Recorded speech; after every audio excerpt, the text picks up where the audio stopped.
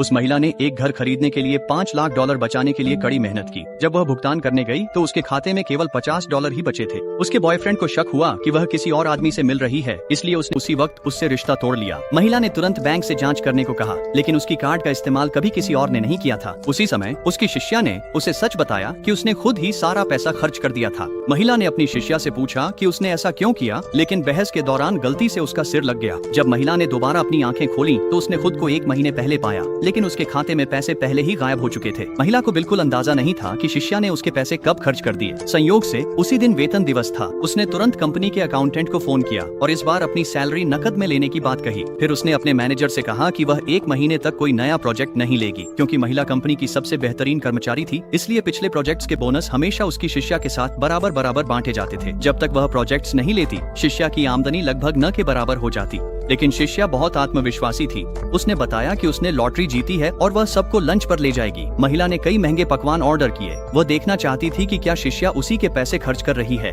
उम्मीद के मुताबिक जब शिष्या ने पेमेंट करना चाहा तो उसके कार्ड में पैसे नहीं थे। वह बहुत उलझन में दिख रही थी। उसके सहकर्मियों ने कहा कि उसने तो लॉटरी जीती है, फिर उसके कार्ड में पैसे क्यों नहीं हैं? शिष्या को समझाना पड़ा कि अभी तक पैसे उसके खाते में जमा नहीं हुए हैं। महिला जानती थी कि उसकी सारी बचत पहले ही खर्च हो चुकी है।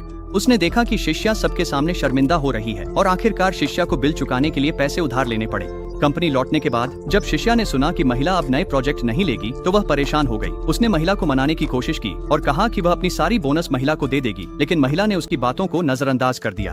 अगले दिन वह अपनी नकद सैलरी लेने के लिए अकाउंटिंग ऑफिस गई। अप्रत्याशित रूप से जैसे ही वह वॉशरूम गई, उसके बैग में रखी नकदी गायब हो गई। महिला ने शिष्या को, जो जाने ही वाली थी, रोक लिया और उससे कहा कि वह अपना बैग खोले। शिष्या ने दयनीय बनने का नाटक किया और कहा कि महिला उस पर झूठा आरोप लगा रही है। उसके सहकर्मी भी यही सोच रहे थे कि महिला अपनी टॉप परफॉर्मर की उपाधि बनाए रखने और नए कर्मचारी को दबाने की कोशिश कर रही है। लेकिन महिला ने कहा कि उसके पास सबूत है। उसे शक था, इसलिए पेंट्री में कैमरा लगा दिया और शिष्या चोरी करते पकड़ी गई।